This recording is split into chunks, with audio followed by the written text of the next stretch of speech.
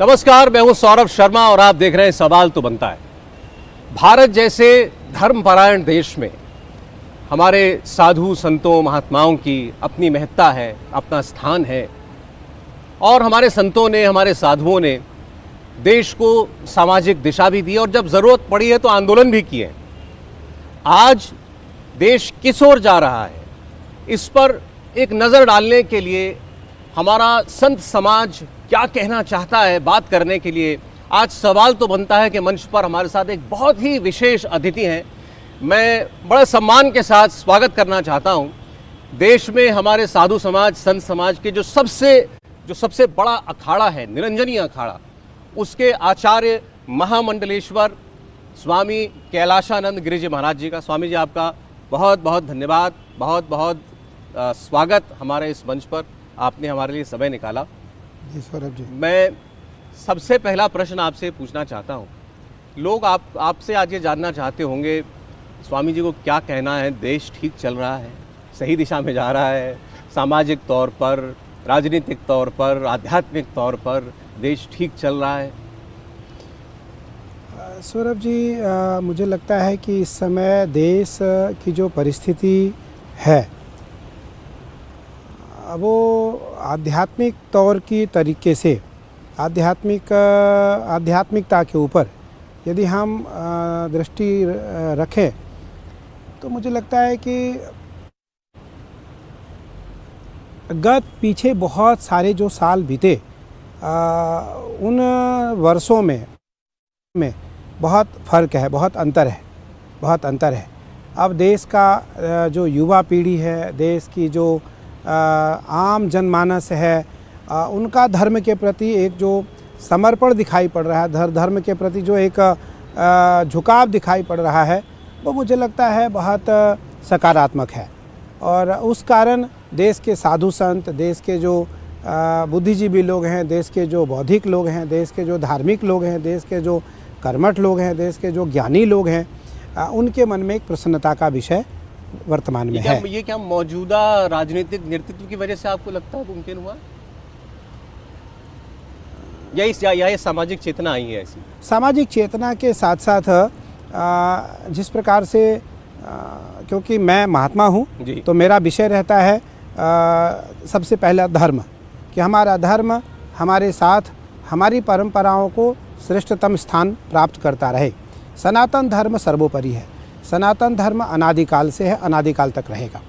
सनातन धर्म में काशी विश्वनाथ, भगवान राम, केदारनाथ, बद्रीनाथ, हमारे जो 7 सप्तपुरियाँ हैं और जो हमारे महत्वपूर्ण मठ है, मठों की परंपरा से आचार्य की परंपरा बनी, गुरुकुल परंपरा बनी और मठों से देश का सृजन हुआ, सामाजिक सृजन हुआ, सामाजिक परिवर्तन हुए। समाज में जब भी विघटन आई, समाज में जब भी दुर्गंध सा आया तो मठों के माध्यम से देश की दुर्गंधता को दूर की गई। और वर्तमान की पीढ़ी, वर्तमान का राजनीतिक, दोनों अगर हम देखा जाए तो दोनों सराहनीय है और दोनों धन्यवाद और बधाई के पात्र हैं। लेकिन मैंने आपसे सवाल इसलिए भी पूछा क्योंकि देश में, जैसा आपने कहा कि लोगों का आध्यात्म के प्रति, धर्म के प्रति अगर रुझान बढ़ रहा है तो ये स्वागत योग्य है, आपको अच्छा लगता है ये। लेकिन बहुत से लोगों को अच्छा नहीं लगता ये।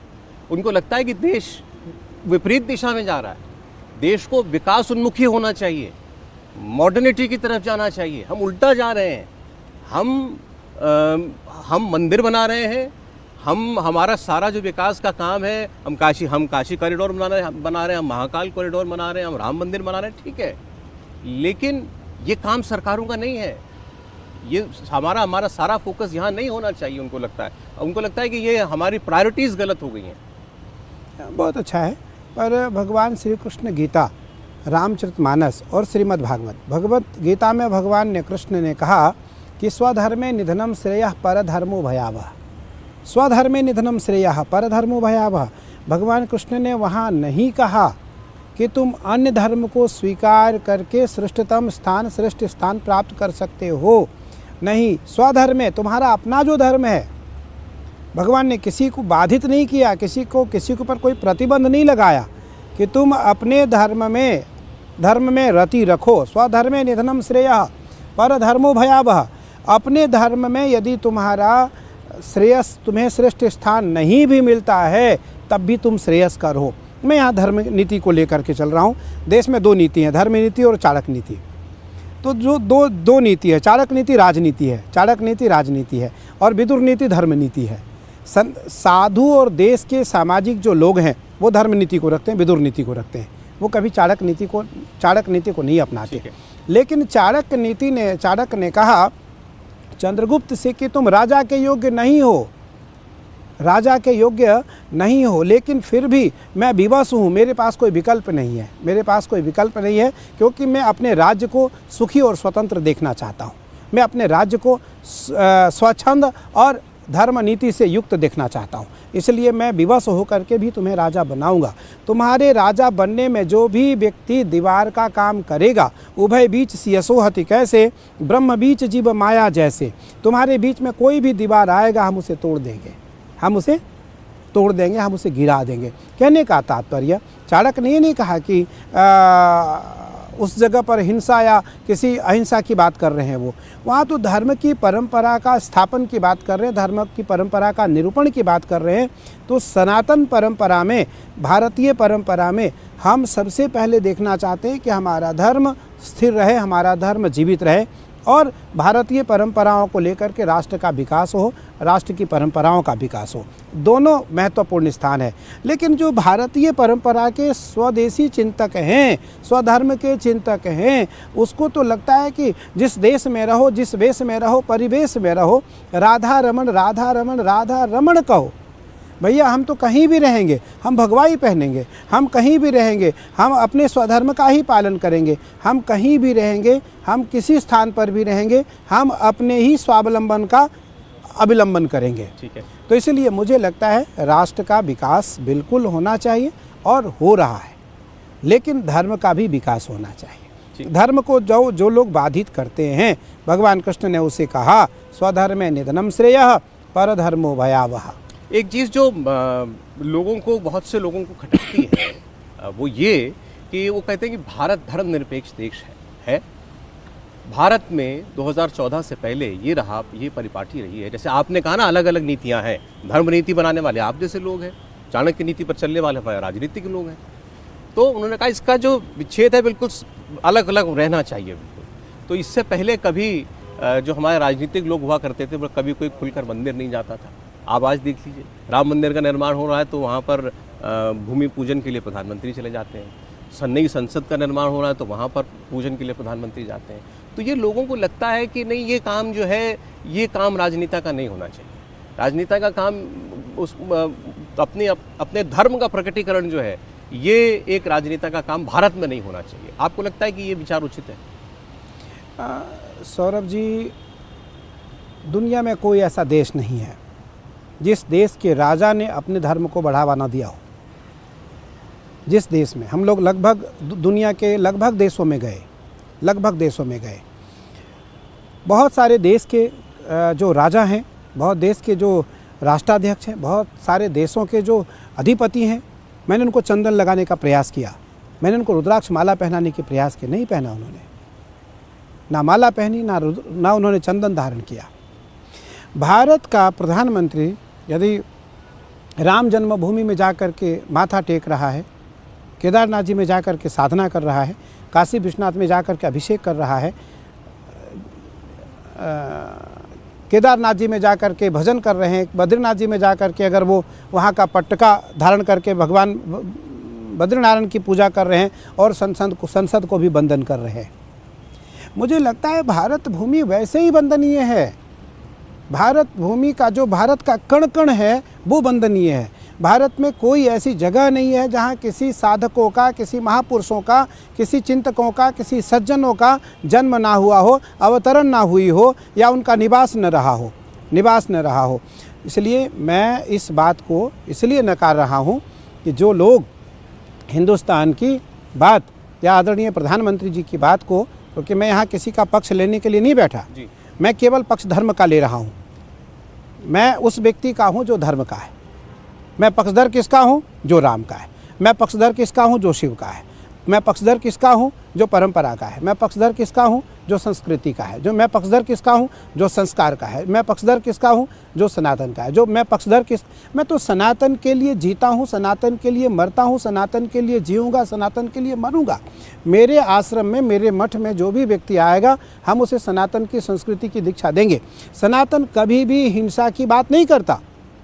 हिंसा की बात यदि कोई करता है तो वो अन्य लोग करते हैं, अन्य लोग करते हैं। सनातन तो स्वधर्मे निधनम श्रेयः परधर्मो भयावह जायते म्रियते योगात कर्मतः योग कुशलम।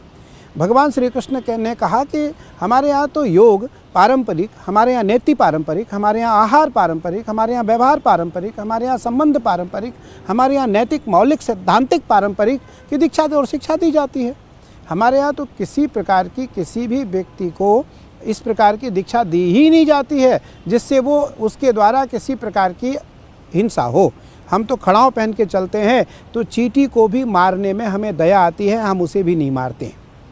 हम इतने बड़े अहिंसावादी होते हैं।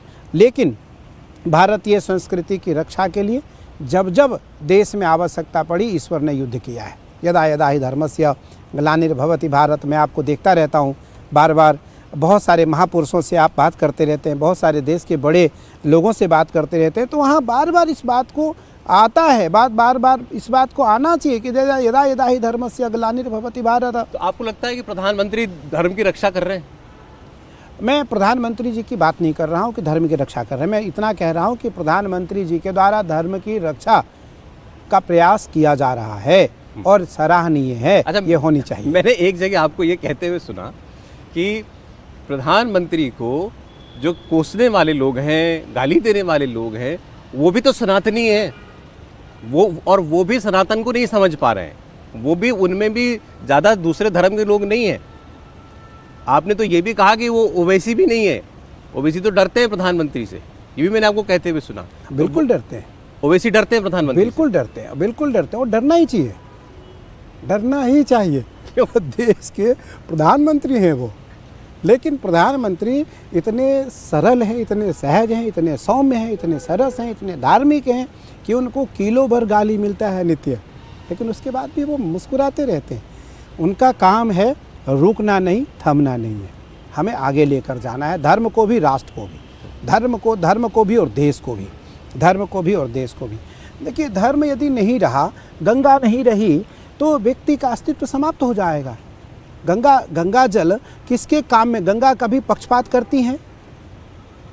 कभी नहीं। गंगा के तट पे जो भी आया, गंगा में जो भी नहाया, गंगा का जल जिसने पिया वो पावन हुआ, पवित्र हुआ।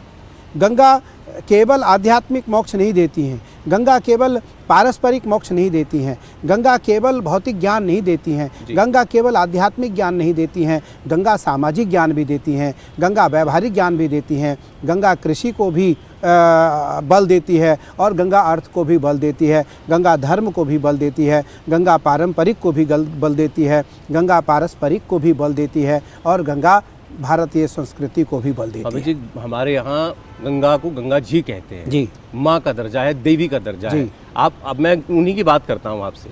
अब क्या गंगा जी पवित्र हो गई, निर्मल हो गई, स्वच्छ हो गई? ये सवाल पूछते हैं लोग कि पिछले 9 वर्षों में क्या बदला गंगा जी में। आप मुझे बताएं, आप तो गंगा जी के निकट रहते हैं, निवास करते हैं। अगर इस बात पे आप आते हैं तो बिल्कुल गंगा जी पवित्र हुई। समय लगेगा, गंगा समय लगेगा। गंगा को धरा पर लाने के लिए 300 वर्ष का तप हुआ। महाराज दिलीप, भगीरथ और सगर, महाराज दिलीप, सगर और भगीरथ, 300 वर्षों के बाद गंगा धरा पर आई। 300 वर्षों के बाद गंगा धरा पर आई और उसके बाद भी गंगा को धरा पर लाने के लिए भगीरथ को पुनः 21 वर्ष की साधना महादेव की करनी पड़ी। तो 321 वर्ष बाद गंगा धरा पर आकर सगर के 60,000 पुत्रों का उद्धार करती है। मैं प्रधानमंत्री जी की बात कर रहा हूं, तो प्रधानमंत्री जी को आए कितने साल हो गए देश में? तो अभी क्या अभी 300 साल और इंतजार करना पड़ेगा? 300 साल। भगवान कहते हैं कलयुग है। कलयुग बहुत लंबा समय प्रतीक्षा नहीं करता है, कलयुग बहुत लंबा समय प्रतीक्षा नहीं कराता है। कलयुग को बीते अभी कितने साल हुए हैं? 5367 साल हुए हैं। 5367 साल हुए हैं। भगवान कृष्ण को गए, परीक्षित को आए, 5367 साल हुए हैं। कलयुग अभी इतना छोटा है कि अपनी माँ का दूध भी सही तरीके से नहीं पी पा रहा है। और कलयुग की आयु 4,32,000 वर्ष है। कलयुग की जो आयु है वो 4,32,000 वर्ष है।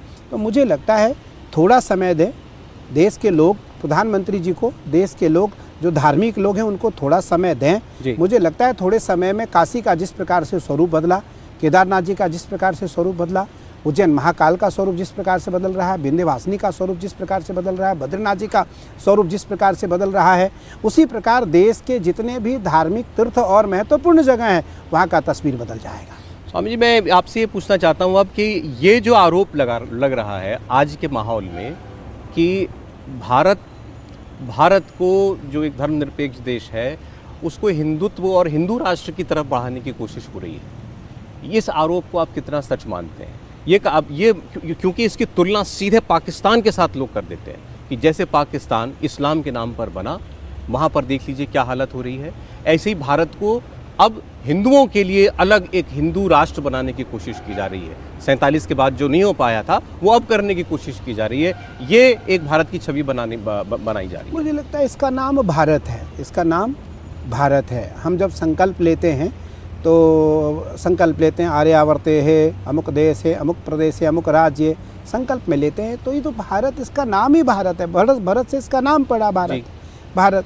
तो भारत को हिंदू राष्ट्र अलग तरीके से बनाने से, नए तरीके से बनाने की आवश्यकता नहीं है। भारत तो भारत है, भारत सनातनियों का है, भारत सनातनियों का पहले से ही है, भारत सनातनियों का पहले से ही है। और इस भारत पर केवल अधिकार, केवल एक अधिकार सनातनियों का है। नहीं तो फिर वो बाकी जो हमारे देश में 20% बाकी धर्मों के लोग रहते हैं और मतों के लोग रहते हैं, उनका क्या? भारत का जो भारतभाषी लोग हैं, जो सनातनी, वो उदारवादी हैं, वो उदारवादी, उनका हृदय तो बहुत बड़ा है, हृदय बहुत बड़ा है। हम तो कहते हैं कि जिस देश में राम राष्ट्र तो रोटी, बेटी रोटी और चोटी, शिक्षा दीक्षा और भिक्षा। मैंने लिखा, आपने कहा शिक्षा भिक्षा दीक्षा राम राष्ट्र रोटी बेटी रोटी और चोटी, 9 चीजें, 9 की रक्षा होनी चाहिए सभी के लिए, सभी के लिए।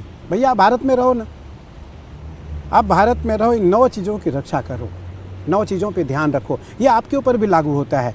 जो सनातन में जितने भी भारत में लोग रहते हैं उन सब पे लागू होता है। सबको इन 9 चीज़ों पे ध्यान रखना चाहिए। नहीं तो अभी जो हम हिंदू राष्ट्र की बात कर रहे थे, आपने कहा सनातन, ये तो है ही सनातनियों का देश। अब इसको आप भारत ही कहते हैं तो फिर मानिए कि सनातनियों का। तो इसमें और धर्मों के लोग जितने भी रहते हैं उनके जो अधिकार हैं वो रहेंगे, हमेशा रहेंगे, चाहे इसको किसी भी नाम से पुकार लें। बिल्कुल कोई अंतर नहीं पड़ने वाला। प्रधानमंत्री जी देश के प्रधानमंत्री हैं, वो किसी हिंदुओं के प्रधानमंत्री तो है नहीं। बिल्कुल ठीक। हिंदू किसी एक जाति के प्रधानमंत्री नहीं है, एक धर्म के प्रधानमंत्री नहीं है, एक संप्रदाय के प्रधानमंत्री नहीं है। वो देश के प्रधानमंत्री हैं, देश के प्रधानमंत्री हैं। क्या आज किसी भी चीज़ को, जब सनातनी किसी चीज़ को लेकर के आता है तो वहाँ एक सनातन की बात आती है, लेकिन जब किसी राजा की बात आती है तो उस राज्य का राजा है वो प्रजा पालन तत्पर। गोस्वामी तुलसीदास जी महाराज लिखते हैं, जाके राज प्रिय प्रजा दुखारी, सो नृप अवश्य नरक कर अधिकारी। जिस राजा के राज्य में प्रजा दुखी हो उस राजा को कभी गति नहीं मिल सकती है। तो राजा तो सबका होता है, राजा में कोई पक्षपात नहीं होता, राजा में किसी प्रकार का। आरोप लगते हैं सरकार पर भेदभाव के? मुझे लगता है आरोप इसलिए लग रहे हैं कि जो कभी नहीं हुआ, 500 साल से जो कभी नहीं हुआ वो आज होने जा रहा है, इसलिए आरोप लग रहे हैं। तो इसलिए आरोप तो ये मिथ्या आरोप है। और मुझे लगता है कि धर्माचार्यों को हमें आज आकर के बोलना इसलिए पड़ रहा है, इसलिए इन बातों को सामूहिक रूप से आपके माध्यम से, क्योंकि देश का सबसे बड़ा चैनल, देश के सबसे देखे जाने वाले चैनल, देश में जब सबसे अधिक विश्वसनीयता वाला चैनल, जब इस बात को हम लोगों से, धर्माचार्यों से बात कर रहा है तो विवश हो करके, क्योंकि धर्माचार्यों का कार्य है धर्म की रक्षा करना। मैं बताऊंगा आपको आरोप क्यों लग रहे हैं। पहले आपके 9 विषय में समझना चाहता हूँ। भिक्षा, शिक्षा और दीक्षा, आपने कहा 9 में से पहले इन 3 चीज़ों की रक्षा होनी चाहिए। भिक्षा की रक्षा का मतलब? भिक्षा, जैसा खाएंगे अन्न वैसा होगा मन, जैसे पिएंगे पानी वैसे निकलेगी वाणी। तो भोजन नियंत्रण और संतुलित होना चाहिए। हमें इस बात का ध्यान रखना है कि हमारा भोजन क्या है। आपके अगले 3 विषय थे राम, राष्ट्र और रोटी। हाँ, राम का मतलब? राम का मतलब राम, भगवान राम। राम का मतलब राम, राम का मतलब, और राम मंदिर भी? राम मंदिर भी। चलिए, तो राम, क्योंकि राम सार्वभौम है। आज बंटवारा हुआ, अमेरिका, आज ब्रिटेन, अलग अलग देश आज नाम से जाना जाता है। राम के समय में तो कोई राज्य था नहीं, राम तो सार्वभौम थे, राम सार्वभौम थे, राम को आर्य कहा जाता था। उस समय ना कोई पंथ था, ना कोई परंपरा थी, ना कोई धर्म था, ना किसी प्रकार का कोई राजा था, ना किसी प्रकार का कोई राज्य था। राम सार्वभौम कहे जाते, पूरी पृथ्वी पर राम का राज्य था, पूरब से पश्चिम, उत्तर से दक्षिण राम राजा थे। अब राम मंदिर तो चले बन जाएगा अगले साल, पहले महीने में बता रहे हैं कि राम मंदिर तो लोग दर्शन के लिए जा पाएंगे। अब उसके बाद अब चर्चा चलने लगी है कि अब राम मंदिर के बाद कृष्ण मंदिर भी चाहिए। कृष्ण जन्मभूमि को लेकर के भी लोगों ने आंदोलन शुरू कर दिया। अदालतों में अब एप्लीकेशन जानी शुरू हो गई है। तो क्या अगला उद्देश्य वो है? मुझे लगता है कोर्ट का विषय है। राम मंदिर के लिए भी कोर्ट ने निर्णय दिया, कृष्ण जन्मभूमि। मैंने कोर्ट गलत कह दिया आपके सामने, मैं अब आपके सामने कोर्ट का जिक्र क्यों करूं? आप महंत जी के सामने बैठा हूं, स्वामी जी के सामने बैठा हूं, क्या कृष्ण जन्मभूमि का मुद्दा भी हल होना चाहिए? भैया वो तो मेरा विषय, मुझे चाहिए, मेरा विषय है। लेकिन वो विषय किसी और का भी है, वहाँ दूसरा पक्ष भी है। हाँ, तो इसीलिए कोर्ट की आवश्यकता है। दोनों पक्ष कोर्ट में जाएगा, दोनों पक्ष कोर्ट में गया है। कोर्ट तथ्यों के अनुसार राम जन्मभूमि का केस सुन करके हमारे स्वामी जी, यहीं पर सवाल खड़ा होता है कि हम कहाँ तक इस लड़ाई को लेकर के जाएं, कहाँ तक, किन किन विषयों को छूते जाएंगे? सौरभ जी, ये लड़ाई अंतहीन है। हम आपके माध्यम से ही देश को बताना चाहते हैं, युद्ध किसने शुरू किया, लड़ाई किसने शुरू किया? राम जन्मभूमि की लड़ाई तो हमने नहीं शुरू की। आपके कट्टरपंथी लोगों ने, आपके कट्टरपंथी राजाओं ने हमारे मंदिरों को छेड़ा, हमारे मंदिरों को स्पर्श किया। मैं तो कभी स्पर्श करने नहीं गया, मैं तो कभी छूने नहीं गया।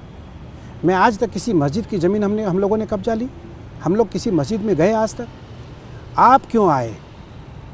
इसका तात्पर्य है कि जब आपका राज हुआ तो आपने हमारे राज्य परंपराओं में हमारे मठों को, हमारे मंदिरों को छेड़ करके वहाँ अपने निशान, अपनी पहचान, अपनी चिन्ह दी। चलिए ठीक है वो, लेकिन उसका बदला आज उनके वंशजों से तो नहीं लिया जा सकता। बदला तो हम ले नहीं रहे, हम युद्ध तो कर नहीं रहे। युद्ध आपने किया है, रक्त आपने बहाया है। अयोध्या के इतिहास में 500 सालों से हजारों हजार लोगों के रक्त बहे, हजारों हजार हिंदुओं का रक्त बहा। लेकिन उस समय भी हिंदू, क्योंकि विवश था, युद्ध नहीं कर सकता था। आज हिंदू समर्थ होने के बाद भी हिंदू विवश है, युद्ध नहीं कर रहा है, कोर्ट के शरण में हम। इसलिए मेरा विषय केवल इतना है कि जो राम जन्मभूमि है, कृष्ण जन्मभूमि है, काशी विश्वनाथ जी है, काशी विश्वनाथ जी का नंदी प्रमाण है। भाई हम तो काशी में रहे, 40 वर्ष काशी में रहे। इतना विशाल वहाँ पर देखिए कॉरिडोर बन गया है। अब तो उसके बाद भी जो है अब मामला वहाँ भी अदालत में चल ही रहा है। उसके बाद भी हम लोग कहते हैं कि अभी भी आवश्यकता है कि मामला आगे खींचा जाए। नहीं, जो विश्वनाथ जी का हम दर्शन करते हैं वो तो अहिल्याबाई होलकर के द्वारा स्थापित है। हमारे जो भगवान, हमारे जो आराध्य हैं, सन्यासियों के जो आराध्य देवता हैं महादेव, वो तो अंदर हैं, वो तो जब अंदर के महादेव हमें मिलेंगे, उनका दर्शन करेंगे, उनका अभिषेक करेंगे तो मनस्थिति शांत होगी। आप मानते हैं वो हौज के अंदर जो महादेव मिली है वो वही महादेव, वो शिवलिंग बिल्कुल वही महादेव, क्योंकि नंदी प्रमाण है। ये भी अटल विश्वास बिल्कुल नंदी ही प्रमाण है कि नंदी प्रमाथ पथने, नंदी जो है वो प्रमाण है उनके उस काशी विश्वनाथ के। अच्छा, अब अगला विषय में आपका है बेटी विषय, मतलब बेटी की पढ़ाई, बेटी की रक्षा, या बेटी दूसरे धर्म में ना जाए। बिल्कुल, ये बिल्कुल। सबसे पहले हमारी जो बेटियां हैं, उसकी रक्षा होनी चाहिए। हमारी जो बेटियां, हमारी जो बहनें हैं, हमारी जो छोटी छोटी अबला है, जो अबोध है, जिसको बहुत ज्ञान नहीं है, उसकी रक्षा होनी चाहिए, उसको श्रेष्ठ ज्ञान मिलना चाहिए। और वो अन्य धर्म को स्वीकार न कर सकें, अन्य धर्म में ना जा सकें, इसका भी दायित्व सनातनियों का और धर्म रक्षकों का, राजनेताओं का, दूसरे लोगों का होना चाहिए। नहीं तो अगर हमारी परिपाटी बदल गई, क्योंकि हम तो नहीं देख रहे हैं। क्या दिक्कत है अगर वो किसी और धर्म में चली जाती है? वर्णशंकर हो जाएगा। कृष्ण ने कहा गीता में अंतिम समय में कहा, कृष्ण की गीता जो है वो कृष्ण की कही हुई है। और कृष्ण ऐसे भगवान हैं जिसको पूरी दुनिया ने स्वीकारा है। वंदे कृष्णम जगत गुरुम, पूरी दुनिया ने, हर भाषा में कृष्ण की गीता का अनुवाद हुआ है। रामचरितमानस का अनुवाद नहीं हुआ, श्रीमद् भागवत का अनुवाद नहीं हुआ, महाभारत का अनुवाद नहीं हुआ, वेदांत न्याय दर्शन प्रस्थानत्रयी ब्रह्मसूत्र का भाष्य नहीं हुआ, टीका नहीं हुआ। लेकिन श्रीमद् भगवत गीता का दुनिया की कोई ऐसी भाषा नहीं है जिस भाषा में श्रीमद् भगवत गीता का अनुवाद न हुआ हो। क्यों हुआ ऐसा? और उसी गीता में भगवान श्री कृष्ण ने कहा अर्जुन से, और जब अर्जुन ने कहा कि मैं युद्ध नहीं करूँगा, युद्ध में हमारे सारे लोग मारे जाएंगे, तब भगवान श्री कृष्ण ने अर्जुन से पूछा क्यों नहीं युद्ध करोगे? तब अर्जुन ने कहा स्त्रिय दुष्टा सुवार्ष्णेय जायते वर्णशंकरः शंकरो नरकायेव कुलग्ना नाम कुलस्य च पतंती पितरो येषाम लुप्तपिंडोदक क्रियाः। हमारी स्त्रियां दुष्ट हो जाएंगी, पुरुष मारे जाने के बाद स्त्रियां पर पुरुष को स्पर्श करेंगी और उससे वर्ण संकर होगा। तो हमारी बेटियां अगर अन्य धर्म में चली गई, अन्य जाति में चली गई, अन्य कुल में चली गई, तो वर्ण संकर पैदा होगा, राष्ट्र की रक्षा नहीं हो पाएगी। और अन्य धर्म की बेटी हमारे धर्म में आ जाए तो दिक्कत नहीं है? आती ही नहीं। मुझे लगता है गिनती में आई होंगी, हमारे यहाँ तो असंख्य जा रही हैं।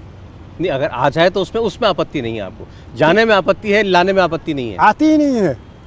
अगर आए तो आती ही नहीं है। आती ही नहीं है, क्योंकि सनातन में कोई कॉन्सेप्ट ही नहीं है ऐसा कि आप किसी और धर्म को अपने धर्म में अपना लें। नहीं, हमारे यहाँ तो देखिए, मैं तो आपसे धर्म पर चर्चा नहीं करी, ऐसी कोई धृष्टता नहीं करना चाहता, लेकिन इस्लाम में, ईसाई धर्म के अंदर कन्वर्जन, धर्मांतरण, ये एक उसका हिस्सा है। वो लोगों को कन्वर्ट करते हैं, ऐसा उस धर्म में बताया गया है कि आप कीजिए। आप सनातन में तो ऐसा कुछ है ही नहीं, कोई कॉन्सेप्ट ही नहीं है। हमारे यहाँ क्या है सौरभ जी, आप बहुत बुद्धिमान हैं, बहुत सारे, मैंने कहा ना आपको, बार बार मैं कह रहा हूँ कि आपने बहुत बड़े बड़े लोगों के साथ आपने इंटरव्यू किया। देखिए, हमारे यहाँ तो परंपरा ऐसी आती है कि अगर किसी ने एक बार गौ मांस खा लिया, कुल में किसी ने खा लिया, तो वो हिंदू नहीं बन सकता, उसको चांद्रायण व्रत करना पड़ेगा। और चांद्रायण व्रत 33 महीने के होते हैं। एक पैर पर खड़ा होकर के गैया की दूध पी करके चंद्रमा की उपासना संभव ही नहीं है। इसलिए हमारे यहाँ जो आगमन है वो तो फिर ये जो हमारे यहाँ इतने घर वापसी के अभियान चलते रहते हैं, तो ये सब खामखा है, इसका मतलब ये। लेकिन घर वापसी हुआ कहाँ? नहीं हुआ, नहीं हो पाया। फिर भी कभी कभी हम देखते हैं बीएचपी के लोग, कभी कोई बजरंग दल के लोग कहीं कहीं आयोजन करते रहते हैं। हाँ, लेकिन मैं आपसे केवल धर्म के नज़रिए से समझना चाह रहा हूँ कि क्या आप किसी और धर्म के व्यक्ति को सनातन में ला सकते हैं? क्या उसका धर्म परिवर्तन करके उसको हिंदू सनातनी बनाया जा सकता है? अब वो घर वापसी हो सकता है, घर वापसी आ सकता है, लेकिन वो हमारे यहाँ परंपरा ऐसी, अगर हम शास्त्रबद्ध देखें तो परंपरा हमारे यहाँ उसे बनाने की नहीं है। जिसने एक बार गौ मांस खा लिया, हम उसके साथ बैठ कर के कभी जीवन में उसके साथ भोजन नहीं कर सकते, हम उसके साथ बैठ कर के कभी पंगत नहीं कर सकते, हम उसके साथ बैठ कर के कभी धर्म चर्चा नहीं कर सकते। तो इसलिए हमारे यहाँ परंपरा है कि हमारी जो बेटी है वो कुल में जाए, कुल में जाए। कन्या वर्यते रूपम माता भित्तम पिता श्रुतम बांधवा कुल मिच्छन्ति मिष्टान्न इतरे जनाः। बताया गया कुल की परंपरा, अगर कुल की बेटी कुल में नहीं जाएगी तो कानाफूसी होगी, लोग आपस में बात करेंगे कि आपकी बेटी अलग कुल में चली गई। इसलिए बेटी की रक्षा होनी चाहिए। बेटी की रक्षा से, माँ की रक्षा से, गर्भ की रक्षा से, माँ में गर्भोभिरक्षिताम, माँ में उत्तरा कहती है कृष्ण से, जब कृष्ण जा रहे हैं द्वारिका आज, तो उत्तरा दौड़ती हुई गई और कृष्ण से जाकर के बोली कि माँ में गर्भो निपत्यताम, माँ में गर्भोभिरक्षिताम, हे कृष्ण मेरी गर्भ की रक्षा करो, मेरे गर्भ में जो बालक पल रहा है वो धर्म का बालक है, वो महाराज परीक्षित है और एकमात्र पांडवों का संतान है, इसलिए इसकी रक्षा करो। भगवान श्री कृष्ण अंगूठे के बराबर रूप धारण करके उत्तरा के गर्भ में प्रवेश करते हैं और अश्वत्थामा के ब्रह्मास्त्र से उत्तरा की गर्भ की रक्षा करते हैं। ठीक, अब एक विषय और मैं आपसे पूछना चाहता हूँ। ये 2-3 विषय जिनकी आजकल चर्चा चलती है, एक यूनिफॉर्म सिविल कोड, उत्तराखंड में तो इसकी बड़ी चर्चा है, वहाँ कमेटी भी बनाई गई थी इसको लेकर के, आपका भी समर्थन है इस विषय को? बिल्कुल समर्थन है और बिल्कुल होना चाहिए। तो इसलिए होना चाहिए क्योंकि यूनिफॉर्म सिविल कोड जो है वो बहुत ज़रूरी है, सबके लिए समान भाव है। भाई जिस देश में हम रहते हैं उसके लिए समान नागरिकता होगी, समान नागरिक आचार संहिता रहेगी। आपके अलग अलग विधान कैसे हो सकते हैं? आप अलग अलग उद्देश्य का निर्माण कैसे कर सकते हो? आप अलग अलग जैसे आप अभी जैसे हमारी परंपराएं अभी आप बता रहे थे हैं, ऐसी उनकी परंपराएं हैं, वो अपनी परंपरा के का निर्वहन करना चाहते हैं। निर्माण करो ना, राष्ट्र ध्वज तो एक होगा। ये राष्ट्र का ध्वज तो एक ही है। राष्ट्र ध्वज तो एक है, गंगा एक होगी, गंगा एक, राष्ट्र एक होगा, राष्ट्र एक होगा।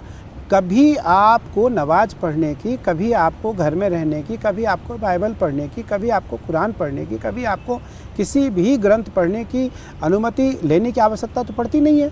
आप पढ़ो, आप यापन करो, लेकिन जहाँ राष्ट्रध्वज की बात आती है, राष्ट्रध्वज को तो वंदन करना ही पड़ेगा। नहीं, सवाल उस पर तो कभी स्वामी जी नहीं उठा। सवाल तो ये उठा कि केवल उनके जो पारिवारिक जो उनके मामले होते हैं, शादी ब्याह के मामले होते हैं, संतान के बाद उसको क्या मिलेगा, संपत्ति में बंटवारा, इस किस्म के जो मामले हैं, तलाक के जो मामले होते हैं, इसमें जो उनकी इस्लामी परंपराएं हैं और जो हिंदुओं की परंपराएं हैं या और बाकी धर्मों की, वो समान होनी चाहिए। तो इसमें इसको एक करने के लिए आपको लगता है कानून की आवश्यकता इसके लिए भी होनी चाहिए? कानून की आवश्यकता देश में इसलिए पड़ी क्योंकि लोग मनमुखी होने लगे, लोग अपने अपने तरीके से अपना धर्म बनाने लगे और धर्म में बहुत सारे बहुआयात विद्वान पैदा होने लगे, धर्म को छेड़ने लगे, धर्म की ग्रंथों के साथ छेड़छाड़ करने लगे। उस कारण मुझे लगता है ये न्यायिक जो विधि परंपरा है वो आनी चाहिए। ठीक। और जनसंख्या नियंत्रण? जनसंख्या नियंत्रण भी होनी चाहिए। भैया देश में कहाँ रहेंगे हम? देखिए, एक परिधि सीमित है, एक भौगोलिक स्थिति सीमित है, एक जो परिक्षेत्र है वो सीमित है और हम असंख्य होते जा रहे हैं, हम असंख्य होते जा रहे हैं। आप कोई साधु तो नहीं बनना चाहता है? भैया क्यों नहीं साधु बनना चाहते हो आप? हमें ढूंढना पड़ता है। तो मेरा कहने का तात्पर्य कि जो जनसंख्या नियंत्रण है वो सबके लिए समान भाव है और सबके लिए समान नियम होने चाहिए, जिससे कि देश की हमारी स्थिति चाइना जैसी,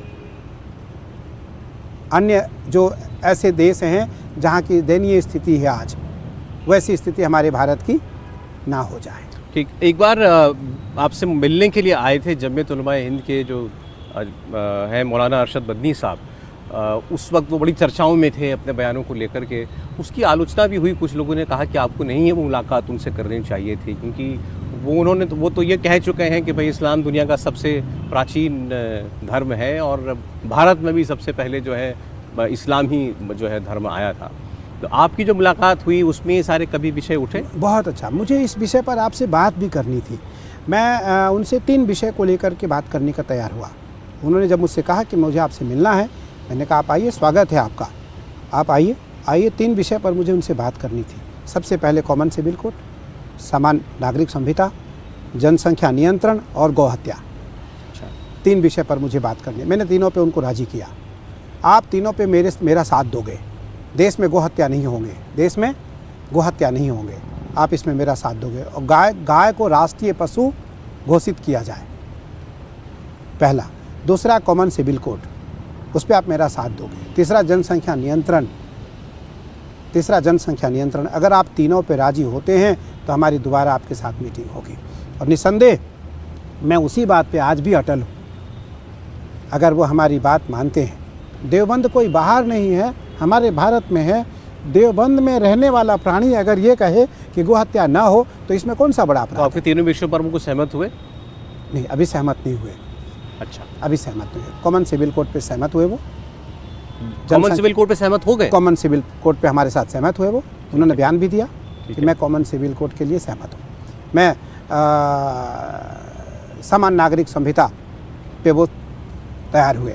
जनसंख्या नियंत्रण पर तैयार नहीं हुए। गौ हत्या पर भी मैंने उनको तैयार किया है और उनको बयान देना ही पड़ेगा, इसलिए क्योंकि वो भारत में रहते हैं, उन्हें गाय को मानना ही पड़ेगा। ठीक है। और अगर वो हम लोगों से कहीं भी संधि एक पल के लिए भी रखना चाहते हैं तो हमारी बात पर उनको अपनी बात हाँ करनी होगी। स्वामी जी, एक विषय और मैं आपसे पूछना चाहता हूँ, अंत में ज़्यादा समय आपका नहीं लूँगा। हमारे देश में चमत्कार अचानक से खूब होने लगे हैं। और बड़ी चर्चा में आ गए ऐसे कई हमारे और साधु, हमारे ऐसे और संत। बागेश्वर धाम सरकार बड़े चर्चा में है, धीरेन्द्र शास्त्री जी, और उनके पीछे कई रैशनलिस्ट जो थे उन्होंने उनको चुनौतियाँ भी दी और ये भी कहा कि नहीं, ये कोई चमत्कार नहीं करते हैं, ये हमारी चुनौती से जो है भाग गए। आपने देखा होगा वो जो अपने सभाओं में जिस तरीके से लोगों का मन पढ़ लेते हैं, बता देते हैं कि क्या प्रश्न है या जो इनकी क्या परेशानियां हैं। तो ये चमत्कार है, कैसे कर सकता है ये? देखिए सौरभ जी, मुझे लगता है कि अभी उनकी उम्र बहुत कम है, 25, 26, 27 साल के हैं वो, और उनके यहाँ वह गादी परंपरा अनादिकाल से है। मतलब लगता है परंपरागत है, वो परंपरागत है। उनके दादा परदादा ऐसे लोग उनके यहाँ यह जो एक पर्ची परंपरा है वो चलाते थे। मेरी उनसे मुलाकात नहीं है, मैं मिला नहीं। अच्छा। मैं मिला नहीं। मैं इतना ज़रूर जानता हूँ कि जिन लोगों ने चुनौती दी उन सारे चुनौतियों पे वो खरे उतरे। तो उससे ये सिद्ध तो हुआ कि हनुमान जी का आशीर्वाद उस कुल को, उस परंपरा के लोगों को है, उस पर कुल। और ये चमत्कार आज नहीं, हमारे यहाँ तो रेखांश, अक्षांश, सूर्यांश, जो 3 ज्योतिष हमारे हैं, तो उन तीनों ज्योतिष आधारित है। चमत्कार कोई बहुत बड़ा विषय नहीं है, बहुत बड़ा विषय नहीं है, और ये आश्चर्यजनक विषय भी नहीं है, और ये ऐसा नहीं मान सकते हम कि चमत्कार नहीं है। तो फिर मैं अंत में जाते फिर आपसे ज़रूर मैं पूछना चाहता हूँ कि चमत्कार ये तो नहीं है, तो फिर बड़े सहजता, अगर इतनी सहज बात है तो फिर आप भी बता दें हमें कि 2024 में कौन सा राजनीतिक कुल आपको लगता है कि आगे रहने वाला है? मुझे लगता है जो धर्म को बढ़ावा देगा, धर्म को लेकर आगे चलेगा, उसी का राज होगा, उसी का राज होगा। और धर्म पारायण पुरुष उन्हीं के साथ राज करेंगे, उन्हीं के साथ रहेंगे। हालांकि हम लोग कभी साधु संत, देश के आधे % साधु संत राजनीति में हैं, हम लोग तो धर्माचार्य हैं, कभी राजनीति में नहीं आएंगे। लेकिन राजनीति और धर्मनीति अलग नहीं हुई कभी। धर्मनीति और राजनीति दोनों एक रही है। इसलिए धर्मनीति को लेकर के जो राजनेता आगे चलेगा, धर्मनीति का आशीर्वाद, धर्मनीति का संग, धर्मनीति का समर्पण और धर्मनीति का सहयोग उसी से तक। सीधे पूछ लूँ आपसे, जो राज चल रहा है वही चलता रहेगा? मुझे लगता है यही चलना चाहिए, इसी से धर्म को बल मिलने वाला है। बहुत बहुत धन्यवाद स्वामी जी आपके समय का और बहुत सारे प्रश्नों का बड़ा सीधा जवाब देने के लिए। बहुत बहुत शुक्रिया सौरभ जी, बहुत धन्यवाद आपका। इंडिया टीवी हर वक्त हर जगह डाउनलोड करने के लिए सर्च करें India TV news Google play store या ऐप स्टोर पर।